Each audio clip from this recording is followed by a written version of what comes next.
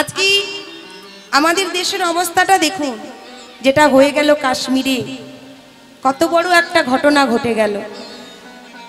তা কথায় বলি, যার নুন খায় তার সঙ্গে কখনো বেঈমানি করতে নেই, তাই না? কিন্তু এখন এটা ভুলে যাওয়া কথা। আমাদের ভারতবর্ষে এত বড় ঘটনা ঘটে গেছে কাশ্মীরে, পেহেলগামে। সেখানে দেখবেন আমাদের ভারতের কিন্তু মানুষ কিন্তু যুক্ত রয়েছে, আর যুক্ত রয়েছে বলেই কিন্তু এমনভাবে পাকিস্তানে হামলাটা করতে পেরেছে, এমনভাবে কতগুলো প্রাণ অকালে হারিয়ে গেল। কেউ কি জানতো? এই যে এখানে হরিবাসরে বসে বসে কীর্তন শুনছেন, কেউ বসে বসে ফোন ঘাঁটছে, কেউ কারোর সাথে গল্প করছে, এই যে যে যার ভাব নিয়ে বসে আছে, হঠাৎ করে কখন প্রাণটা উড়ে চলে যাবে আমরা কেউ জানি না, তাই না? কখন কি ঘটবে কিচ্ছু আমরা জানি না। যেটা কাশ্মীরি ঘটে গেল, তারা তো গিয়েছিল বাবা বেড়াতে, তাই না? যেখানে মিনি সুইজারল্যান্ড বলা হয় জায়গাটি, এত সুন্দর মনোরম প্রাকৃতিক দৃশ্য, সেখানে এত ভালো লাগে যে জায়গাটিতে সবাই বেড়াতে যায়। কিন্তু সেই জায়গাটি আজকে কি হয়ে গেল, সেই জায়গাটি যাওয়ার কথা আর ভুলেও কেউ ভাবছে না। আর যারা যারা যাবে ভেবেছিল, তারাও মনে মনে ভাবছে যে যাইনি, বেঁচে গেছি, আর জীবনে ওখানে যাব না। এর জন্য আমাদের সনাতন ধর্মটা আমরা নিজেরা দায়ী হয়ে গেছি। আমাদের ধর্মটা কোথায় গিয়ে দাঁড়িয়েছে আজকে? এই ধর্মে আমরা সবাই সনাতন ধর্মের মানুষ, তাই না? আমাদের অপরাধ একটাই, প্রাণগুলো যখন বাবা চলে যায়, বললেন তুমি কি খেয়েছো, কোথা থেকে এসেছো, কিচ্ছু জিজ্ঞাসা করলো না। একটি কথা শুধু জিজ্ঞাসা করলেন, রাজ্য নয়, কোনো ভাষা নয়, একটি কথা জিজ্ঞাসা করা হলো যে তুমি কোন ধর্মে, তুমি কোন ধর্মে। আর যারা যারা হিন্দু ধর্মের, যারা হিন্দু, তারা সবাই এক ধার হয়ে যাও। শুধু কি তাই মায়েরা? এই যে ঘটনাটা ঘটেছে সবাই নিশ্চয়ই জানেন বাবা। যারা চুপ করেছিল, পরিচয় দিতে ভয় করছিল, কারণ প্রাণের ভয় তো সবার আছে মা, তাদেরকে কিন্তু আবার সারা দেহটা চেক করে নেওয়া হলো, তারা প্রকৃত মুসলমান নাকি হিন্দু। যারা মুসলমান তারা সাইড হয়ে যাও। তার মানে কি, আমাদের ধর্মটাকে দেখে দেখেই বেছে বেছেই কিন্তু আমাদের ধর্মটাকেই কিন্তু বধ করলো, প্রাণে মেরে ফেললো। তা দেখুন, কত শিশু তার বাবাকে হারালো, স্ত্রী তার স্বামীকে হারালো, কত বাবা মা তার পুত্রকে হারালো। এই যে বেদনা, এই যে কষ্ট, এর পাল্টা জবাব কিন্তু আমাদের দিতে হবে অবশ্যই। আমরাও চুপ করে থাকবো না। আর তার জন্য একটি কথা, আমাদের ধর্মটাকে আগে মজবুত করতে হবে। কারণ ঘর তুলতে গেলে আগে ভিতটাকে মজবুত করতে হয়। ভিতটা যদি নড়বড়ে হয়ে যায় তাহলে কিন্তু ঘর ভালোভাবে দাঁড়াবে না, তাই না?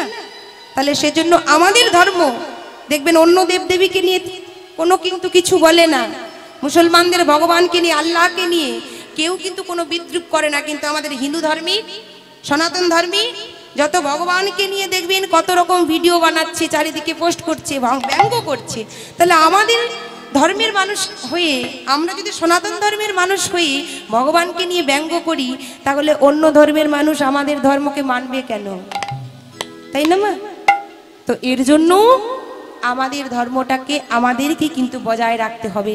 আগত প্রজন্ম, এরপরে যারা আসবে, সেই প্রজন্মগুলো যেন জানতে পারে, তারা যেন জানতে পারে যে আমরা সনাতন ধর্মের মানুষ, আমাদের ধর্মটা সনাতন ধর্ম, যেন লুপ্ত না হয়ে যায়। তাই আজকে ভগবান এই যে এত লীলা করে গেছেন মা, আমাদের আগে বোঝা লাগবে সত্য, ত্রেতা, দাপর, কলি, চারটি যুগ। এই চারটি যুগের মধ্যে আমরা গৌর সুন্দরকে আহ্বান করেছি, নিতাই গৌরের চরণ আমরা স্মরণ করেছি। তাই আজকে পুনরায় যে যেখানে বসে আছেন সকলে নিজ নিজ গুরুচরণ আশ্রয় করুন। তার আগে ছোট্ট করে একটু জেনে নিই, মায়েরা বাবার একটু বাহু তুলে বলুন তো, কারা কারা গুরু দীক্ষা নিয়েছেন, কাদের দীক্ষা হয়েছে, একটু হাত তুলে দেখান। বাবা, খুব সুন্দর। তাহলে সবাই প্রায় দীক্ষা নিয়েছেন। আচ্ছা, যারা যারা নেননি মা, কেন না হয়নি এখনো? দীক্ষা যারা নেননি কেন না হয়নি? এই যে আমাদের দেহ, দেখুন আমরা যখন প্রাণ আছে, বেঁচে আছি, আমাদের এই দেহটাই কিন্তু আমরা প্রচুর যত্ন করি, তাই না? কত কসমেটিক ইউজ করি, কত কিছু আমরা ইউজ করি, কিন্তু আমাদের প্রাণটা যদি বেরিয়ে যায়, এই দেহটা আমার বলতে আর থাকবে মা? অসার দেহ পড়ে থাকবি, প্রাণটা কিন্তু চলে যাবে, তখন আত্মার পরমাত্মার মিলন ঘটবে। আর এই যে সাধের দেহ, এই মানব দেহ তখন পড়ে থাকবে, কত শৃগাল কুকুরে ছেড়ে ছেড়ে খাবে। কিন্তু মা, আগে বোঝা লাগবে, যে দেখে গুরু দীক্ষা হয় না, গুরু শিক্ষা হয় না, কর্ণমন্ত্রে কৃষ্ণ নাম শোনা হয় না, দেখবেন সেই দেহ কিন্তু ওই শৃগাল কুকুরও ছোবে না। শাস্ত্রে বলা হয়েছে, যদি দীক্ষা না হয়, যে দেখে দীক্ষা হয় না, তার হাতে জলপান করা মানে মূত্র সমপান করা। তাই যারা যারা দীক্ষা নিয়েছেন খুবই ভালো, আর যারা দীক্ষা নেননি অবশ্য মাগো দীক্ষাটা নেবেন, কারণ আমাদের সনাতন ধর্মী এটা আমাদের খুবই প্রয়োজন। কেন আমরা তুলসীর মালা গলায় ধারণ করব, তাই না? বললেন ভক্ত হতে গেলে কি তাহলে তুলসীর মালা গলায় পড়তে হবে, ধুতি পড়তে হবে, ললাটে তিলক ধারণ করতে হবে, ডোর কপিন বহির বাস অর্থাৎ গেরুয়া বসন পড়তে হবে? বললেন না, কারণ ভক্ত হতে গেলে এগুলো যে পড়তে হবে অনিবার্য তা নয়, কারণ যে এগুলো পড়েছে সে ভক্ত, আর যে জিন্সের স্যুট প্যান্ট পরিয়েছে সে ভক্ত নয়, এটা ভুল কথা। বললেন ভক্ত সবাই, তবে আমাদের এগুলো ধারণ করতে হয় কেন মা? ধারণ করতে হয় একটি কারণে, শাস্ত্রে প্রমাণ করলেন। এই ধারণটা করার কারণ হলো, একটি জমিতে যদি আমরা ফসল ফলাই, সেই ফসলটা যাতে নষ্ট না হয়ে যায়, অর্থাৎ গরু ছাগলে এসে মুড়িয়ে যাতে না খেয়ে নেয়, তার জন্য আমরা চারিপাশে মাগো বেড়া দিই, তাই তো? আমাদের এই দেহটাও হলো একটি জমি। এই যে আমাদের দেহ জমি মা, এই দেহ জমিতে যে আমরা ফসল ফলাবো, কিসের ফসল? কৃষ্ণ নামের ফসল, হরি নামের ফসল। আর সেই বীজটা যে আমরা রোপণ করব, সেই বীজ রোপণ করতে গেলে আমাদের সবার আগে বেড়া দিতে হবে, কারণ আমাদের আশেপাশে লক্ষ্য করবেন, অনেক আমাদের আশেপাশে কিন্তু অনেক পশু ঘোরাফেরা করছে, আর সেই পশুদের থেকে রক্ষা পেতে গেলে আমাদের সবার আগে তিলক ধারণ করতে হবে, গলায় তুলসীর মালা পরতে হবে, আমাদের একটু গেরুয়া বসন পরিধান করতে হবে, তাই না? ভগবানের কাছে পৌঁছতে গেলে যে আমাদের আভরণটাকে আগে বৈষ্ণব করতে হবে তা কিন্তু নয়। বললেন তৃণাদপি শুনেছেন তরুরে বসে কৃষ্ণ নাম অমানি না মানদেন কীর্তনিয়া সদা হরি। বললেন তৃণের চেয়েহীন হতে হবে। বলেন আমিষ আর নিরামিষের পার্থক্য। বললেন তুমি আভরণে বৈষ্ণব হয়েছ, আচরণটাকে বৈষ্ণব করনি, তাহলে তুমি ভক্ত হয়ে গেলে? বললেন না, ওটা হলো সাজা বৈষ্ণব। ভগবানের কাছে পৌঁছতে গেলে আমাদের সবার আগে এই দেহটাকে আমাদের আগে শুদ্ধিকরণ করতে হবে, তবেই আমরা ভগবানের কাছে পৌঁছতে পারবো। বললেন আমিষ খেয়ে নিরামিষ, আমিষ আহার করে ভগবানকে লাভ করা যায় না, নিরামিষ আহার করে ভগবানকে লাভ করা যায়, এইটা অনেকের ধারণা। কিন্তু আমি বলে যাই মা, আমিষ আপনারা সেবা করুন, যারা নিরামিষ সেবা করতে পারেন না আমিষ তারা সেবা করুন, কারণ আপনারা যদি আমিষ সেবা করেন, আমিষ সেবা করলে কি হয়, এই যে আমিষ আর নিরামিষের মধ্যে পার্থক্যটা কি? এর পার্থক্য একটাই, যে যারা নিরামিষ সেবা করে দেখবেন তাদের মনটা কিন্তু সাত্ত্বিক প্রকৃতির ভাব আসে, তাই না? ভগবানের প্রতি শ্রদ্ধা ভক্তি ভালোবাসা প্রেম জাগরিত হয়। আর এই যে আমিষ খাওয়ার, এটা হলো উগ্রতা, যার কারণে ভগবানের প্রতি মাধুর্যতা প্রকাশ পায় না।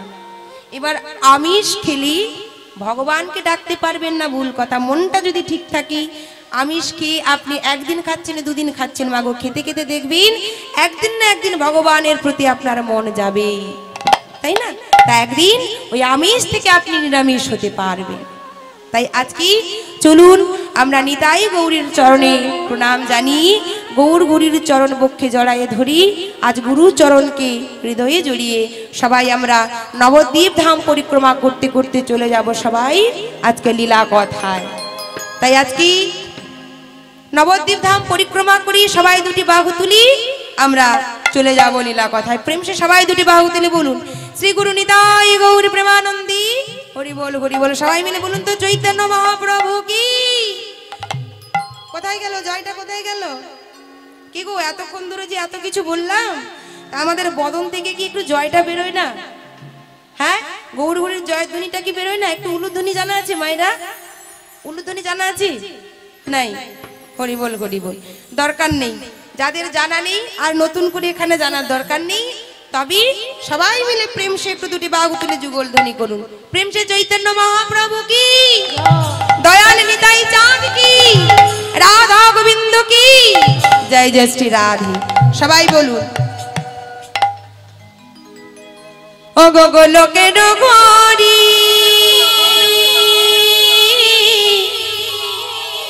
গৌর হরি রূপে,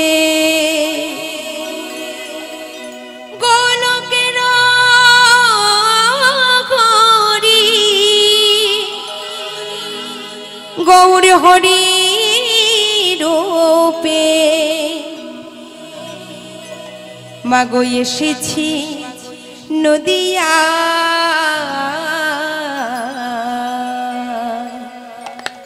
তোরা দেখবি যদিয়া, তোরা আয় সকলে, তোরা আয় সকলে, জগৎবাসী দেখবি যদিয়া, তোরা আয় সকলে, নিতাই গৌর হরিবল হরিবল করতালি দিয়ে, আয় সকলে জগৎবাসী দেখবি যদিয়া, তোরা আয়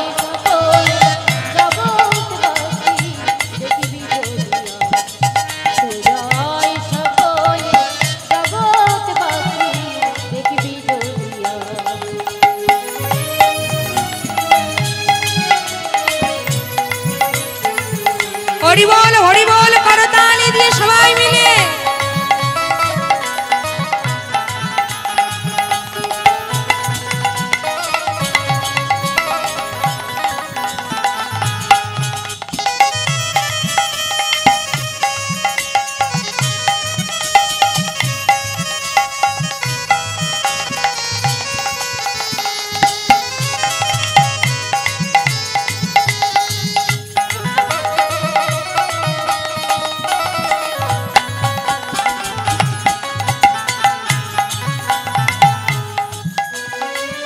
ও তার রাধা নামে ও গো গড়া তনু,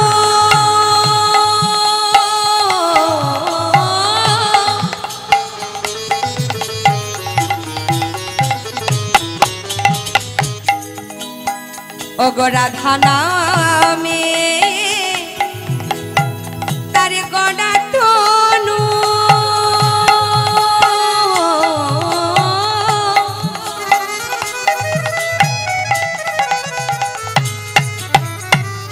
অন্তরে যা দেখো ব্রজের কানো নগরে,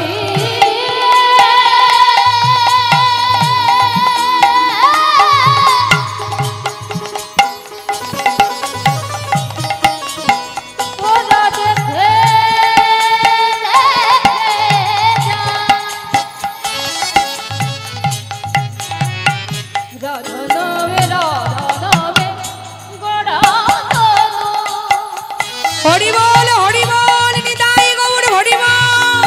ও তার অন্তরে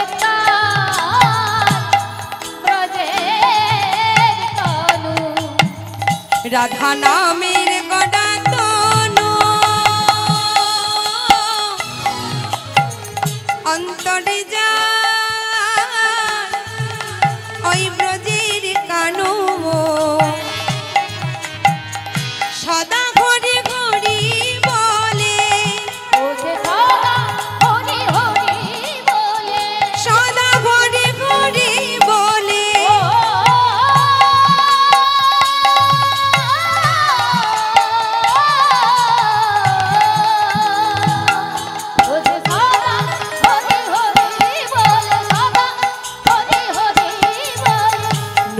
যার পথে নিচি বেড়ায় তোরা আয় সকলে জগৎবাসী দেখবি যদি আয় তোরা হরি বল নিতাই গৌর হরি বল তোরা আয় সকলে জগৎবাসী দেখবি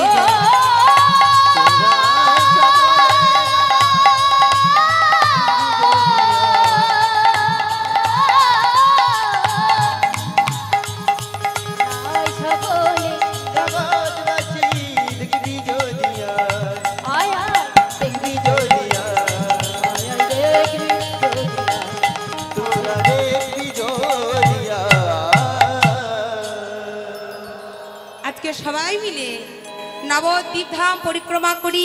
আজকে আমরা সবাই লীলা কথা আস্বাদন করব। তা আজকে আমাদের আস্বাদনের বিষয়বস্তু হলো আজকে একটি নতুন বিষয় নিয়ে সবাই আস্বাদন করব। তা আজকে সবাই মিলে আস্বাদন করব বৃন্দাবন লীলা। তাই যে বৃন্দাবন লীলা সবার আগে বলি ভক্তমণ্ডলী বাবা ও মায়েরা সবাই এক মনে বসুন। প্রত্যেকদিন সেবা তো আমাদের হয়, তাই না মা? আচ্ছা, কোনোদিন এমনটা হয়েছে না খেয়ে আমরা থেকেছি? হয়নি। কিন্তু এমনটা হয়েছে কোনোদিন ভগবানকে ডাকিনি, না ডেকে থেকেছি। না খেয়ে থাকিনি কিন্তু ভগবানকে না ডেকে থেকেছি, এমনটা কিন্তু হয়েছে। তাহলে আজকে না হয় একটা দিন উপোসে তো থাকতে বলছি না, প্রসাদ আমিও তো পাবো না, আমাকে পেতে দেবে না পাবো? তাহলে আমাদের সঙ্গে সবাই নিশ্চয়ই পাবেন একসাথে। তা সবাই দুমদুম করে যে উঠে যাচ্ছ আবার এসে বসছো, এক মনে কিন্তু আর হরি কথাটা আস্বাদন হচ্ছে না।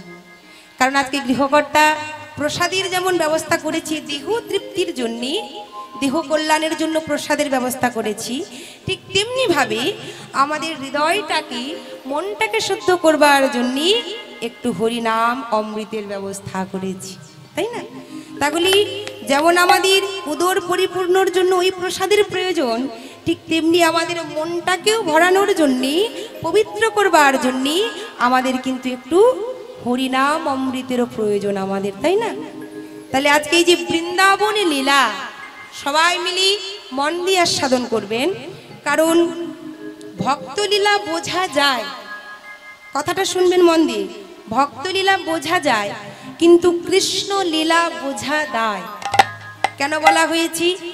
এখন ছোট করে একটা ভক্তের কথা বলে দিলাম, তার মধ্যে নারকেলের কটা ফুটো, ঝাড়ু কোথায় রাখবো, জুতো কোথায় রাখবো, গরুর গোবরে লক্ষ্মী থাকে, এসব বলে দিয়ে তত্ত্বকথা হয়ে গেল তত্ত্ব বিশারদ অমুক বাবু, এটা হয়ে গেল কীর্তন।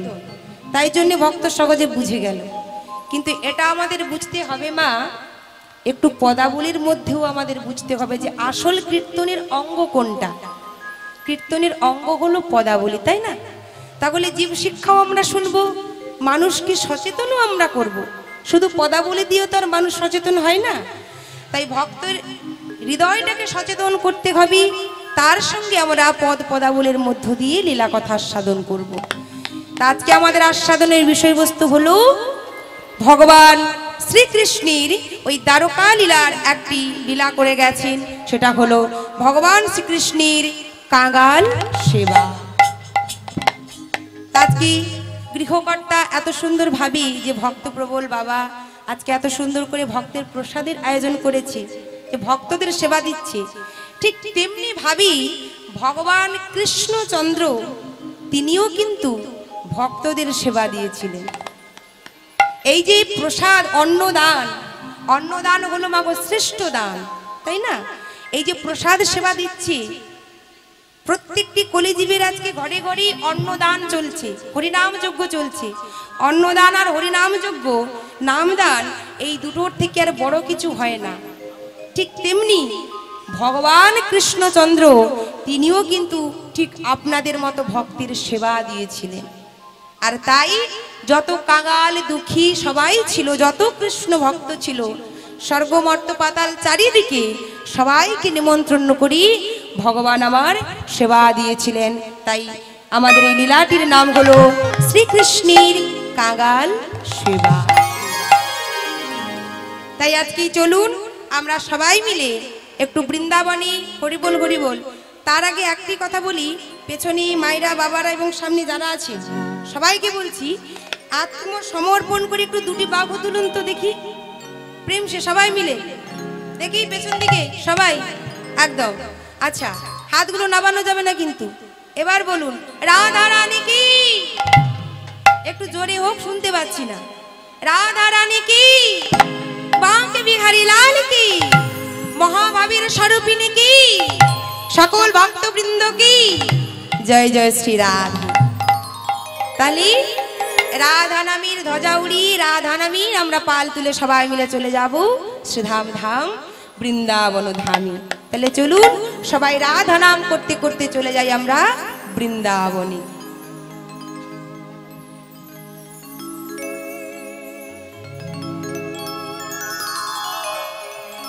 ও গো রাখাল রাজা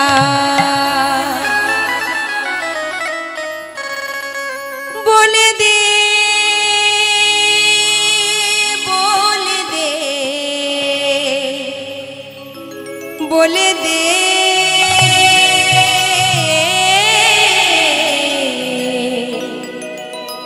বলে দে, বলে দে,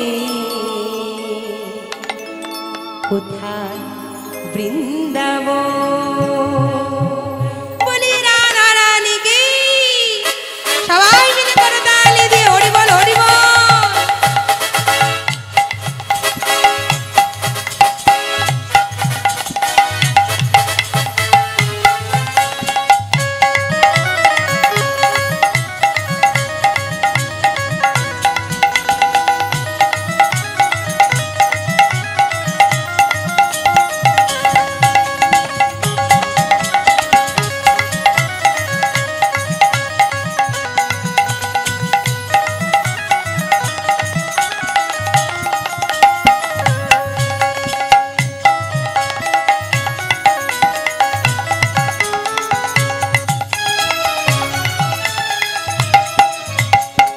রাখাল রাজা ওরে বলে দে না, রাখাল রাজা বলে দে না, কোথায় বৃন্দাবন।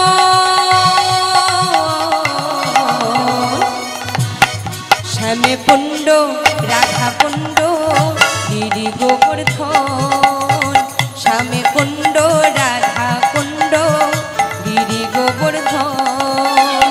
রাখাল রাজা বলে দে না, কোথায় বৃন্দাবন। শ্যামকুণ্ড রাধা কুণ্ড গিরি গোবর্ধন, শ্যামকুণ্ড রাধা কুণ্ড গিরি গোবর্ধন।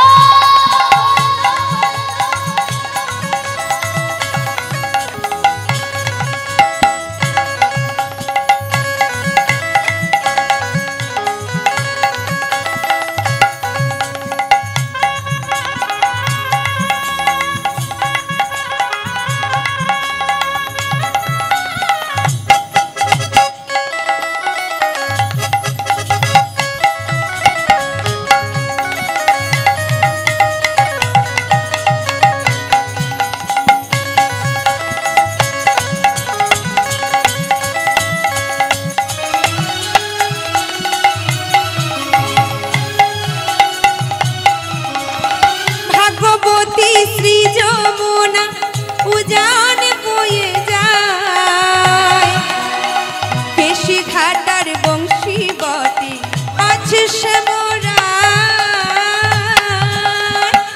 ভগবতী শ্রী যমুনা উজান বয়ে যায়, পেশি ঘাটার বংশী বটে আছে শ্যামরা। ভগবতী শ্রী যমুনা উজান বয়ে যায়, পেশি ঘাটার বংশী বটে আছে শ্যামরা। ভগবতী শ্রী যমুনা উজান বয়ে যায়, পেশি ঘাটার বংশী বটে আছে শ্যামরা। বাঁশরি বাজায় রে কালা, বাঁশরি বাজায়, বাঁশরি বাজায় রে আমার মদন মোহন। বাঁশরি বাজায় রে কালা বাঁশরি বাজায় রে আমার মদন মোহন। রাখাল রাজা বলে দেনা, ওগো রাখাল রাজা বলে দেনা কোথায় বৃন্দাবন। শ্যামে কুণ্ড রাধা কুণ্ড গিরি গোবর্ধন। শ্যামে কুণ্ড রাধা কুণ্ড গিরি গোবর্ধন। শ্যামে কুণ্ড রাধা কুণ্ড গিরি গোবর্ধন। নিতাই গৌর হরি বল হরি বল। গিরি গোবর্ধন শ্যামে কুণ্ড রাধা কুণ্ড গিরি গোবর্ধন। শ্যামে কুণ্ড রাধা কুণ্ড গিরি গোবর্ধন। বৃন্দাবনী ভগবান কৃষ্ণচন্দ্র। সবার আগে বলি বৃন্দাবন কারা কারা গিয়েছেন হাত তুলে দেখান তো। আচ্ছা, একজন মা গিয়েছে। আপনারা কারা গিয়েছেন? আর কেউ গিয়েছেন বৃন্দাবন? যা হয়নি? বাহ। আচ্ছা, বৃন্দাবন যারা গিয়েছেন বা যারা যাননি, বৃন্দাবনী সেখানে গেলেই আরেক জায়গায় যাওয়া লাগে, যেটা হলো দ্বারকা, তাই না? তার দ্বারকায় ভগবান কৃষ্ণচন্দ্র মথুরার নাম নিশ্চয়ই শুনেছেন। কি গো মায়েরা, মথুরার নাম শুনেছেন তো? আচ্ছা, এই যে মথুরার রাজা কে ছিল? কি গো মায়েরা, মথুরার রাজা কে ছিল? দুরাচারী, পাপাচারী, দুষ্ট অত্যাচারী কংস, তাই না? হরি বল হরি বল, এতক্ষণে মনে এসেছে। তা এই যে কংস, তিনি কি করেছিল? ভগবান কৃষ্ণচন্দ্রকে ছোট্টবেলায় গোপালকে বধ করবার জন্য কত না কত কি করেছে, কিন্তু পেরেছিল? তা ভগবান কি করেছিল না, কংসকে বধ করেছিল। ভগবান কৃষ্ণচন্দ্র কংসকে বধ করবার পরই তিনি ওইখানে রাজা হয়ে বসেন।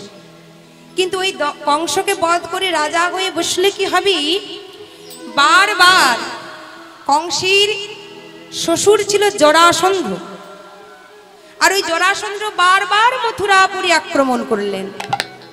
আর বারবার যখন মথুরাপুরী আক্রমণ করলেন, যুদ্ধ হলো, ভগবান কৃষ্ণচন্দ্র তার 108 জন মহিষী নিয়ে, 16 সহস্র মহিষী নিয়ে তিনি কি করলেন, দ্বারকায় চলে গেলেন। দ্বারকাটা কোথায় না, ওই দ্বারকা দেখবেন যেখানে আরব সাগর রয়েছে, আরব সাগরই মাঝখানে, যেটা দ্বারকার পশ্চিম দিকে আরব সাগরের মাঝখানে একটি পুরী নির্মাণ করে, আর সেই পুরীটার নাম হলো দ্বারকাপুরী। যেই দ্বারকাপুরীতে দেখবেন মায়েরা, জলের নিচে দ্বারকা নগর এখনো পর্যন্ত আছে। আপনারা ইন্টারনেট সার্চ করলেন, সেই সার্চ করলে দেখতে পাবেন ইন্টারনেটের দ্বারা মোবাইলে, যে কেমন করে জলের নিচে, সমুদ্রের নিচে দ্বারকাপুরী আজও পর্যন্ত রয়েছে। তাহলে এই শাস্ত্র কখনো ভুল নয়, তাই না? শাস্ত্র মিথ্যা নয়, শাস্ত্র ভুল নয়। আজও পর্যন্ত প্রমাণ রয়েছে সেই জলের নিচে দ্বারকাপুরী। আর সেই দ্বারকাপুরী ভগবান নির্মাণ করে সমুদ্রের মাঝখানে, সেই পুরীতে তার সকল মহিষীদের নিয়ে ভগবান রাজা হয়ে বসলেন।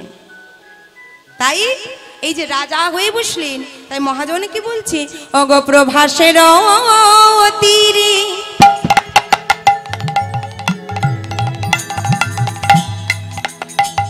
আমার প্রভাসের তীরে দ্বারকা নগরে, প্রভাসের তীরে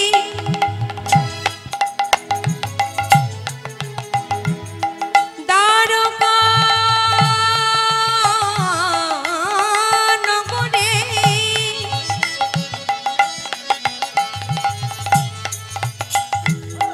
বসে আছেন ভগবান,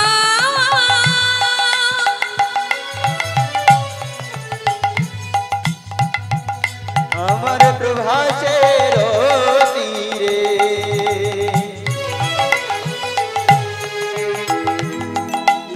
দ্বারকা নগরে বসে আছে ভগবান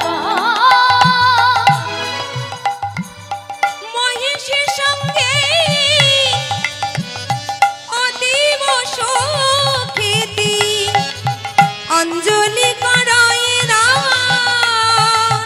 মহিষী সমেতে অতি অতীব সুখেতে অঞ্জলি করায় রাম। মহিষীর সঙ্গে অতীব সুখেতি আবার অঞ্জলি করায় রাম।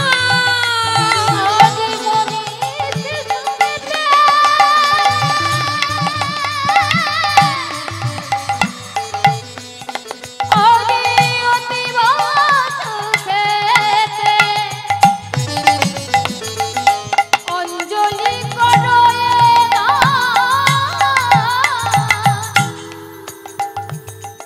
কথাগুলো কি বলছি মা?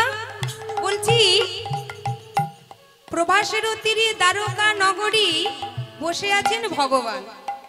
তাই যে ভগবানের কথাটা কি বলছে না, প্রভাসের তীরে দ্বারকার মাঝি এই যে একটি সমুদ্রের মাঝখানে পুরী নির্মাণ করলেন, যার নাম হলো দ্বারকাপুরী। আর দ্বারকাপুরীতে ভগবানের মহিষের সংখ্যা বাবা 16 সহস্র, তাই না?